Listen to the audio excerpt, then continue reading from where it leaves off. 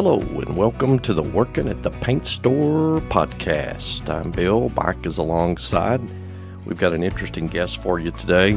Jake Clevenger received abuse when he was a child and is now grown up and is helping others through his counseling services. And we're so glad to have Jake on the podcast today. Hey, Mike, how are you? This is our 37th installment of Working at the Paint Store. We just tripping. We got our mind on our money and our money on our mind. Lean back. Glad you could join us. I'm very interested in what you have to share today. So my name is Jake Clevenger, and I have a YouTube channel called Traumaverse, and I'm also a music artist, so I have music on that same name, Traumaverse, that's on Spotify and all streaming platforms. And then I'm also an associate marriage and family therapist in California. I work in a private practice, and my supervisor, it's her company. It's called Bright Heart Therapy.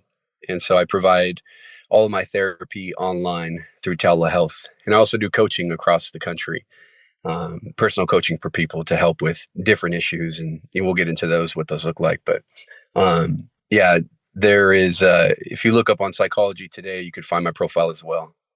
If you don't mind sharing your why did you decide to go into this field? What happened to you at an early age? If you don't mind sharing that, would love to hear and relate to some of the things that you went through as a child. Yeah, absolutely. So I went through a lot of child abuse in my childhood, grew up with both parents married all the way until my 20s. And I knew my dad was an alcoholic. I knew that he was drinking, but I didn't know there was also hidden meth addiction that he was dealing with and an opiate addiction. And so around the age of fourth grade, his abuse got more severe. And I have a song coming out about it. I got a D on my report card and brought it home in fourth grade. And according to my dad, D stood for dead. And so he was in the military, and so he decided he was going to use those skills that he had on his son. And so he took me outside and ran me in the heat when I brought home that D in fourth grade. And he told me, "You're going to run till you die now." And so he ran me around the block many, many times. And when I couldn't run, made me do push-ups and really this torture. And I really thought I was going to die. And I think I had many symptoms of heat exhaustion. And so he kind of took me right to that point and then ended it and said, "Don't you ever get a D again." And so from there on, I knew that that death was a consequence that could happen. And so I tried to be as perfect as I could. I really wanted to please my father. And my mom tried to be perfect too. And so did my sister, who's 13 months younger than me. And, shortly after I got that D, the next year came, and there was another traumatic event where our dog, she bit my brother on the face, and my brother was a 1-year-old. And so my dad responded by killing my dog, and he hung her. And then he called me outside at age 11 and said, "You need to help me get her down from the fence." And so I was I said, okay. I kind of got all my fear and pain and grief, and I just stuffed it down. And he said, "It's time for you to be a man. You're going to take her down. You're going to put her in this bag, and you're going to put her back in my truck." And so I did my best to do that. I also wrote a song about that called "Dad Killed Dog." It's actually a whole series on my dog Star and what we went through that day.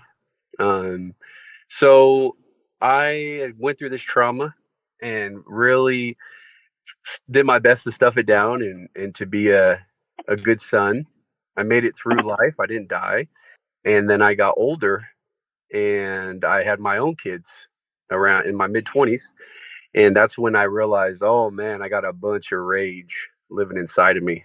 I mean, I've got a lot of anger here. And I guess that, those neural pathways in my brain that connected father and son, they began to spark again.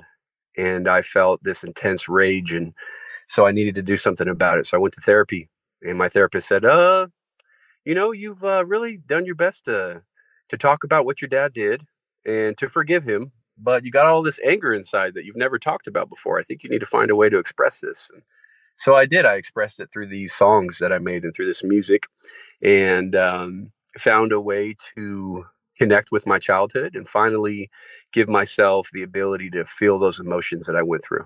And Wow. so, yeah, That's that amazing, man. Thanks for sharing that. I know as someone who's been working on me after some same type of childhood suppression, the learning about it and being able to openly discuss it is the freedom that we never had, isn't it? it sure is. It so much freedom. Yeah. And through my work with a guy that I did some telehealth with for about 4 years, he convinced me, and I believe it to be true, that we store those memories at the cellular level. Yeah. And we think that we can do mental exercises to get over it, but we did some MDR, EMDR. EMDR, and he took me through the moving balls on the screen. I called it. They would move diagonally, and he would Hmm. take me through a series of have these thoughts. What am I thinking now? And I kid you not, it was amazing.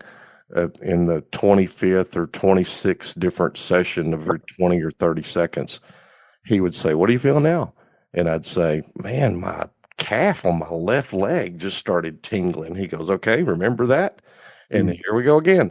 And he would do it. And I was like, "Man, I got this tingling above my left ear." And he goes, "Okay, lock that in. Remember that." And it was incredible, the euphoria that I experienced by getting some of the relief from some of the Right. Right. similar Yeah. type. What did you find that? Yeah, I didn't have to cut my dog down off of the fence. I can't imagine doing that. But some of the same type things as a child that was suppressing, that we manifested into adults, and I think I broke that generational cycle. Thank goodness for my kids. But what a story. Yeah, yeah. I love that you're talking about EMDR. I think it's incredibly powerful. And yeah, it's like trauma doesn't just live in our brain, in the things that we remember, but it also lives in our body on a cellular level, like you're saying. How So long have that, you been able to be a helper to some folks that are in need of some relief? well, it all started when I was a teenager. I joined my first 12-step group, and it was a Celebrate Recovery within a church. And so I started working on myself, and then I decided I wanted to invest in youth and to treat them well. So I started being a youth leader at my church, helping out kids. And then in my 20s, I went on to become a pastor, which was extremely fun. And my favorite part about that was the pastoral counseling. And so I was helping people out, and I realized, there's only, I can help them a lot and I can bring healing.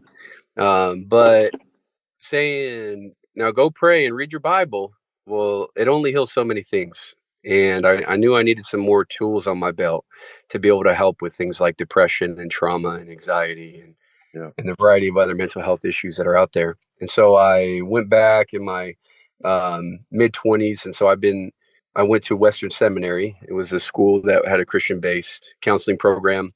And I gained those tools. So I've been doing this for the last 4 years as a pre-licensed therapist. And so I'm working on getting my 3,000 hours that you need to get your license, Yeah. and I'm in that process right now. So, but all along the way, since I've been a teenager, I've been investing in the youth, and I feel like, well, I've always heard back from the people that I've mentored and poured into that I've made a big difference in their life. Mm, amazing. Does alcohol? I think it's a high percentage, but you're more boots on the ground and seeing the different numbers.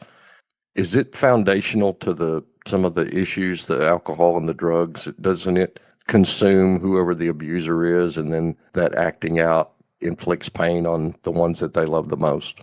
It definitely can. Absolutely. I think that everybody has their own response to different drugs out there. Some people can, drink one and stop there, and others they can't stop. And it definitely takes a toll on the brain once you start pumping yourself with a lot of any drug out there. And so that can do things like that can reduce the parts of the brain that have empathy, that have patience, Yeah. and the ability to respond with flexibility. And you can become very rigid and impulsive and find yourself blowing up, and going to those extreme parts of your personality. And so I definitely think that, whether it be opiates, alcohol, whether it be uppers or downers, they can all be abused.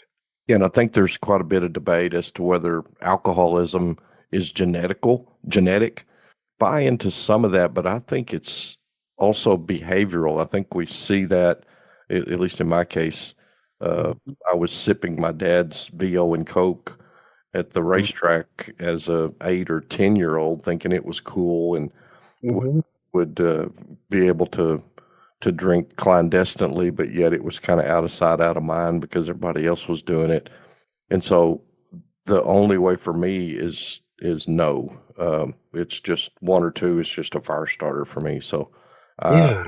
totally abstained. And this isn't my first.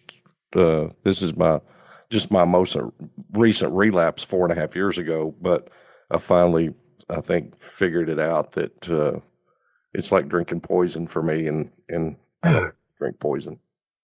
I love that. I think that's the best thing that you can do is realize what's right for you and what you got to stick away from. And we all get to decide that.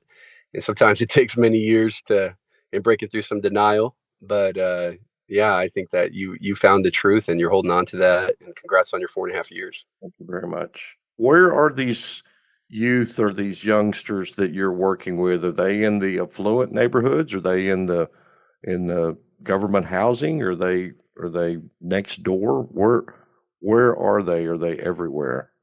Well, so the people I've worked with in my lifetime have been from all over.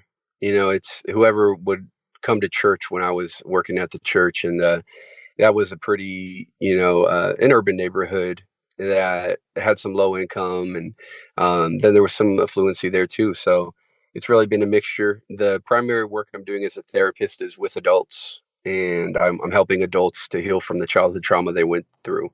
So those adults typically, they can afford to pay, the therapy fee that I have. I don't take insurance, and they're willing to invest some money to see a huge difference in their life. So, but I have worked with youth from all over.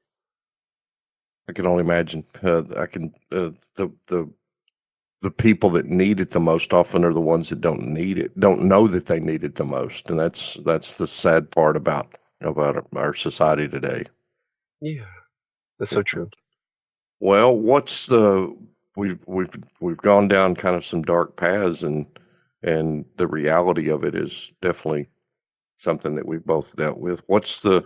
Where's the silver lining? Where's the rainbow? Where does it end? Where's the pot of gold for these people that may have something going on in their lives that they want some relief? What are some of those warning signs of people that possibly have been or are in the addiction of creating havoc that nobody will speak up and say, "Hey, leave me alone," or "Hey, you're being mean to me," or "Hey, this hurts." What are some people going through that we can possibly tie to some observation signs to let them know if you're going through this, you can probably find some freedom.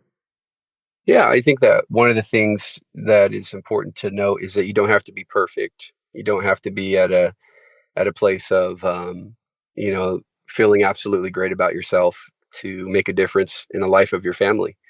I think that if you can find a way to take accountability for your actions and to acknowledge the things that you've done with your loved ones, it can make a huge difference. And I've learned this from my father. My father is not perfect, similar to me, not perfect, and yet he has. I found a way to show him these songs that I've made, and he has said, "Yeah, those things happened. I did those things, and I'm so sorry for that. And you didn't deserve that." And just that apology alone and that acknowledgement from him really did some good for me as his son. And so I think that if we can find a way to look at our lives and to have grace for ourselves, to have forgiveness for ourselves, we can admit, yep, I haven't been perfect. There's some things I did wrong here. And then we can apologize for those things. I think it can help the people we've hurt to heal. And so I think that's a huge silver lining, that just because you did some bad stuff, that doesn't mean you're bad today. There's change and there's growth that happens over years. And by acknowledging the mistakes of your past, you're proving that you have changed today. So your dad and you have a relationship now, and he's what stage is he? Has he made some changes in his life? Just out of curiosity. Yeah, me and my dad have a great relationship. We talk once a week, and he lives a couple thousand miles away. So when I was in my 20s, my dad's meth addiction took a spiral downhill. Hmm. He started, he was a functioning meth addict as much as he could be, but after years and years of abuse, he just got worse, and I really started to fear for the life of my mother and my siblings that were living with him. So I talked to him and let him know I didn't think him and my mom should be together, and I helped my mother to get out and to get a restraining order against him. Um, and so she eventually moved out, and so did my brother and sister. And then his life continued to spiral downhill, and he moved away from California, where we live, and he moved back to his home state where he was from before he came over here in the military. And so he's been back there since. And life is really it's gotten better since I had that space from him, and I didn't have to worry about, is he going to kill mom? Hmm. That calmed down my nervous system significantly, and my whole family's. And so with that distance came the ability for me to process my trauma in therapy, and then I was able to talk to him about certain things, and establish boundaries with him as well. Simple things like, if we're going to talk, I can't have you talking smack about my mom.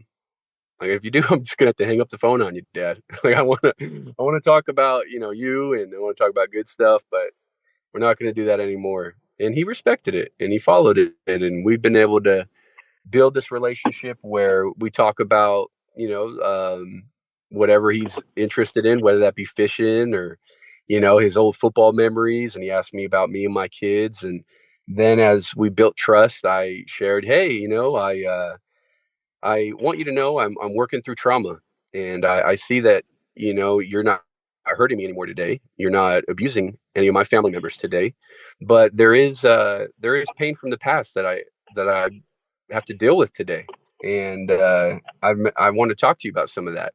And he was open to hearing it, and he's been respectful of it throughout the way.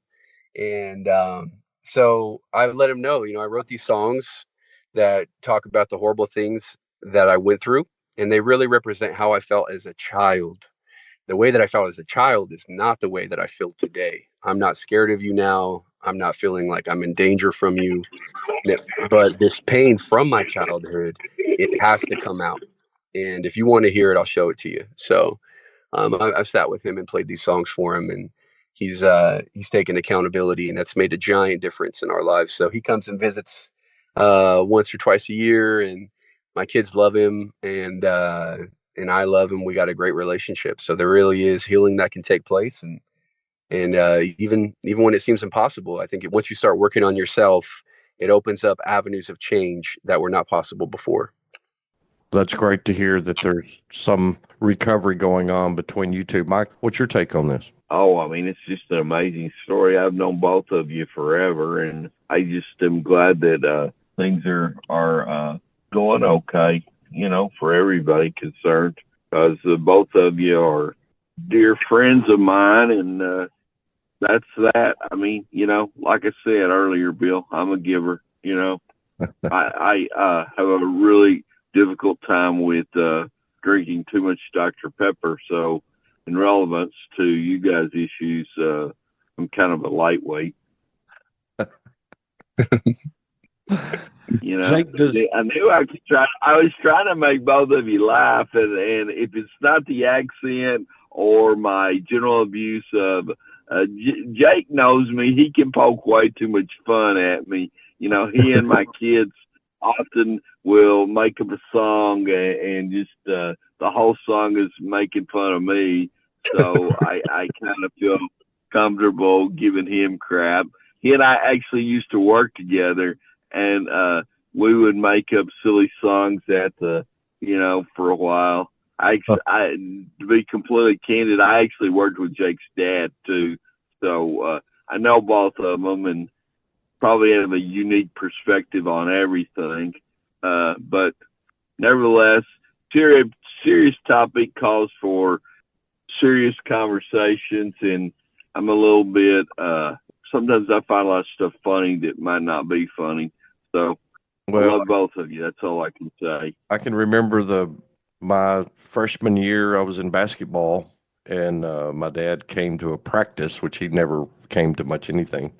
And Hmm. I love my dad, but he was really hard, and told me he was leaving, going to divorce my mom, and that started a different type of relationship. But I think there was some physical abuse at an early age where I was too young to remember, and my brothers have alluded to that a couple of times.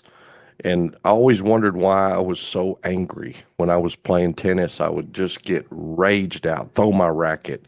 If my dog got out of the fence, I would just get so intense and pat on that dog's butt, thinking that I was going to make an impact and you're going to listen to me. And I did that with my kids. I think that once I figured out that there was some big bad demon way down inside of me that I didn't know about, and I started to get some help for that, man, it changed my life forever. I love that. I love that. Yeah, I think that our the way that we were treated as childhoods, it really hardwires our brain and teaches us how to respond when we're parents one day. And so I could totally see how some of that early childhood trauma you had, even though you don't remember it, it showed up in the way that you're responding when you played tennis and, responded to your dog's misbehavior and then your children one day. And I could totally relate to that. And I think that the great thing you did was you worked on it, and it's never too late to change. So congratulations on that, and I'm sure your kids appreciate the work as well. Oh yeah, we have the best relationship that we've ever had. I appreciate others. I'm more empathetic. I'm not angry. I play golf as a 60-year-old and play bad golf sometimes, but I don't throw my clubs anymore, and that says a lot from what I remember. I mean, just stupid, Hmm. nine iron, pitching wedge, putter, driver, whatever it was. It was always something else's fault, and I don't have to do that anymore. If they were seeking you out, wanted to understand some of your creative, what you wrote as a healing mechanism for yourself, and to get an idea what to do to start and where folks might learn more about you. Let's cover that in our final 3 minutes. Yeah, so I have just released a bunch of songs, and they talk about trauma, and they are going to be followed by lessons that have helped me over my lifetime, and different psychology that's been helpful, and things I've learned from the people in my life. So the best way to contact me is at my email, which is clevengercounseling@gmail.com. And I'm sure you'll have my how to spell my name, Clevenger, in the show notes. And on my social medias, I have an Instagram. It's the Traumaverse, and so it's the word trauma with verse, Verse. And I also have a YouTube channel that I just started called Traumaverse as well. And I just released the first video where I have my sister on, and she talks about what it was like the day that our dad killed our dog. Particularly, after he killed her, he made us sit down for a steak dinner, and we didn't want to eat. We were heartbroken. He said, "Eat your steak," and we didn't really have a choice. We had to scarf down the steak. And she talks about that day, and then I also invited her to talk about how I was abusive to her in my childhood, because I had a lot of angry parts I learned from my dad that I then turned on her. And we talk about how that abuse showed up for her throughout our youth, and then how I've changed, and how I treat her now today. And so we talk about how that change is possible, and hopefully inspire some siblings out there to have healing between them too. So that is a YouTube video out there, that's on Traumaverse. If you look that up, the if you want help getting to any of this, I think we can have it in the show notes. Some links that I'll make sure I send to you. And yeah, and my email will have in there too. If you're interested in therapy, please do reach out. There's a way to heal. There's a way to reduce the trauma, and I use different therapeutic techniques that I'd love to tell you more about as well. Awesome. Does the creative that you create, your songs, promoting videos, is it for your recovery, or or can someone who consumes it receive some of that input? In other words, do you create it because and in response to, or is someone able to hear the lyrics and draw down the meaning? Now, I think that they're able to hear the lyrics and draw out the meaning, and there's something about connecting with another person's pain that unlocks something within you. And so I am, I'm not there to be a therapist song maker. The rap songs that I make are really for me.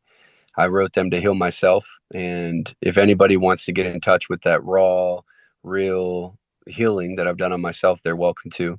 But my job as a therapist is separate from my job as a music artist. Those are two different things. And but I invite anyone who wants to look at it to look at it. And I think that a lot of people have shared they've found healing and hope, and also found a way to connect with their pain through the music. Awesome. Thanks, Jake. Great job. Thanks for sharing. And we thank you for joining us on the Workin at the Paint Store podcast. I want to remind you that if you're struggling with something that you need to overcome, help is available, and the strength comes from a higher power that we can't explain. Let go and let God. Stay tuned for another episode coming up soon, right here from BB5K Sound. It's the Workin at the Paint Store podcast.